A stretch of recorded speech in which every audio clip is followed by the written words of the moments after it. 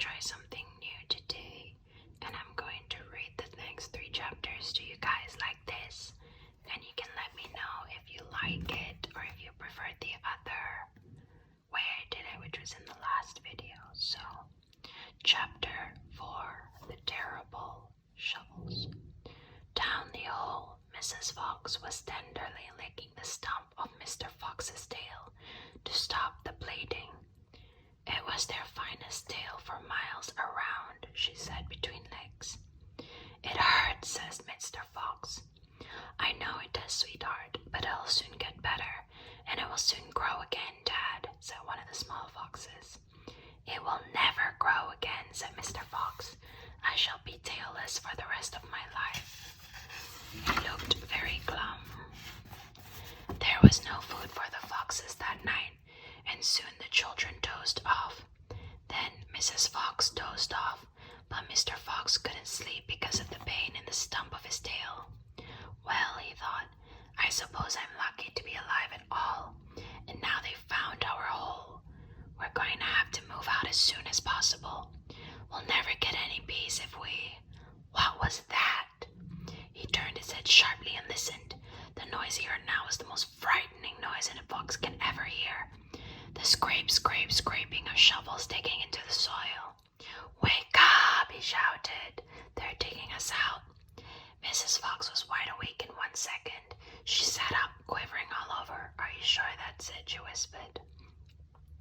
I'm positive. Listen. They'll kill my children, cried Mrs. Fox. Never, said Mr. Fox. But darling, they will, sobbed Miss Fox. You know they will. Scrunch, scrunch, crunch went the shovels above their heads. Small stones and bits of earth began falling from the roof of the tunnel. How will they kill us, Mommy?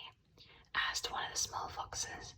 His round black eyes were huge with fright. Will they be dogs? He said. Mrs. Fox began to cry. She gathered her 4 children close to her and held them tight. Suddenly, there was an especially loud crunch above their heads, and the sharp end of a shovel came right through the ceiling. The sight of this awful thing seemed to have an electric effect upon Mr. Fox. He jumped up and shouted, I've got it, come on. There's not a moment to lose. Why didn't I think of it before? Think of what, Dad? A fox can dig quicker than a man, shouted Mr. Fox, beginning to dig. Nobody in the world can dig as quick as a fox. The soil began to fly out furiously behind Mr. Fox as he started to dig for dear life with his front feet. Mrs. Fox ran forward to help him, so did the 4 children. Go downwards, ordered Mr. Fox. We've got to go deep as we possibly can.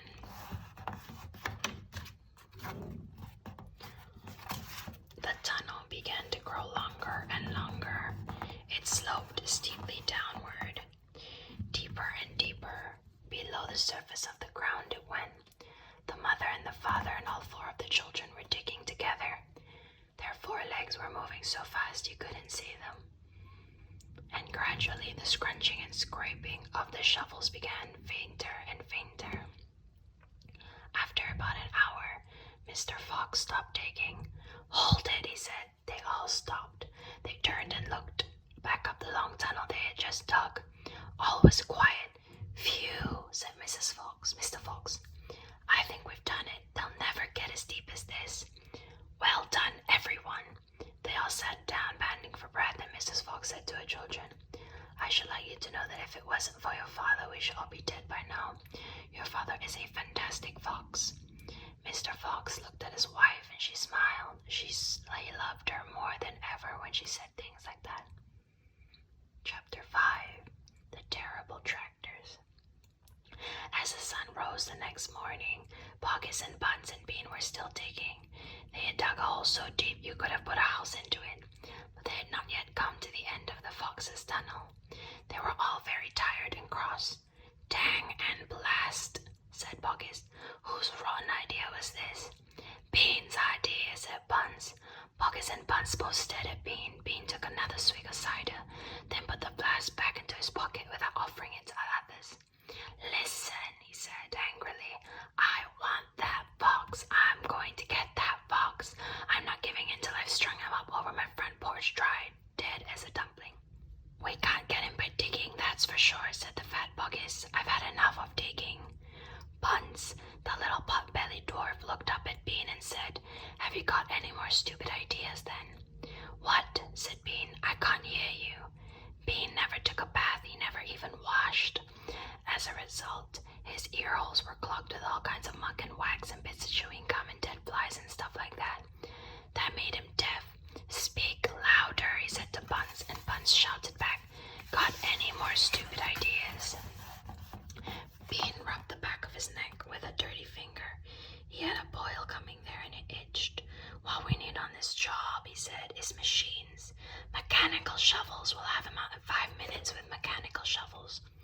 This was a pretty good idea and the other two had to admit it. All right then, Bean said, taking charge. Buggis, you stay here and see the fox doesn't escape. Buns and I will go and fetch our machinery. If he tries to get out, shoot him quick. The long, thin Bean walked away. The tiny Buns trotted after him. The fat Buggis stayed where he was with his gun, pointing at the foxhole. Soon, 2 enormous caterpillar tractors with mechanical shovels on their front ends came clanking into the wood. Bean was driving one, Buns the other. The machines were both black. They were murderous, brutal-looking monsters. Here we go, then, shouted Bean. Death to the fox, shouted Buns. The machines went to work, biting huge mouthfuls of soil out of the hill. The big tree under which Mr. Fox had dug his hole in the first place was toppled like a matchstick. On all sides, rocks were sent flying and trees were falling. The noise was deafening. Down in the tunnel, the foxes crouched, listening to the terrible clanging and banging overhead. What's happening, Dad? Cried the small foxes. What are they doing? Mr. Fox didn't know what was happening or what they were doing. It's enough, quiet, cried Mrs. Fox. Look, said one of the small foxes. A tunnel's got shorter, I can see daylight.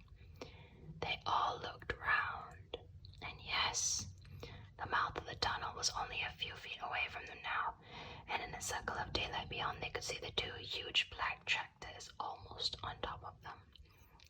Tractors, shouted Mr. Fox, and mechanical shovels. Dig for your lives. Dig, dig, dig. Chapter 6. The Race. Now there began a desperate race, the machines against the foxes.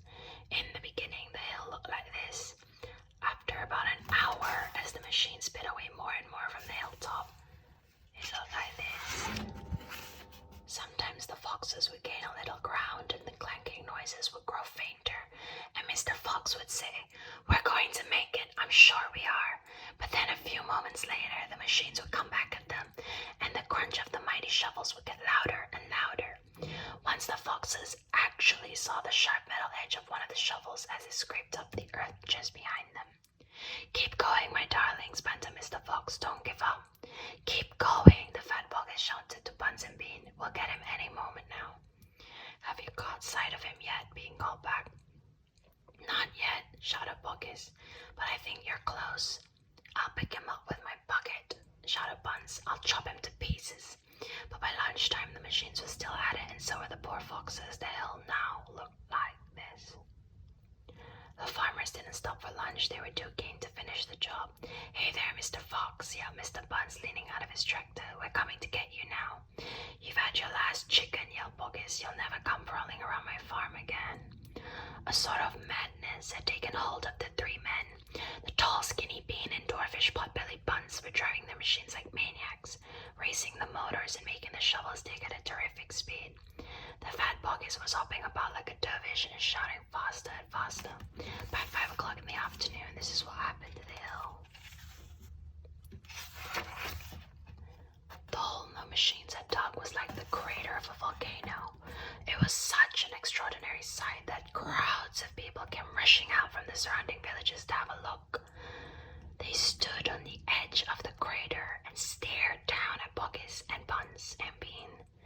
Hey there, Buggis, what's going on? We're after a fox. You must be mad. The people cheered and laughed, but this only made the 3 farmers more furious and more obstinate and more determined than ever not to give up until they had caught the fox. And that is the 3 chapters for today. Hello, beautiful souls. I hope that you enjoyed that reading. And please let me know in the comments section below what else I can do to create new ASMR videos, new ASMR triggers. I'm a total newbie, so any help is greatly appreciated. Also, I'm gonna try to do 2 videos a week because I want to give you guys a lot more content, and also because I really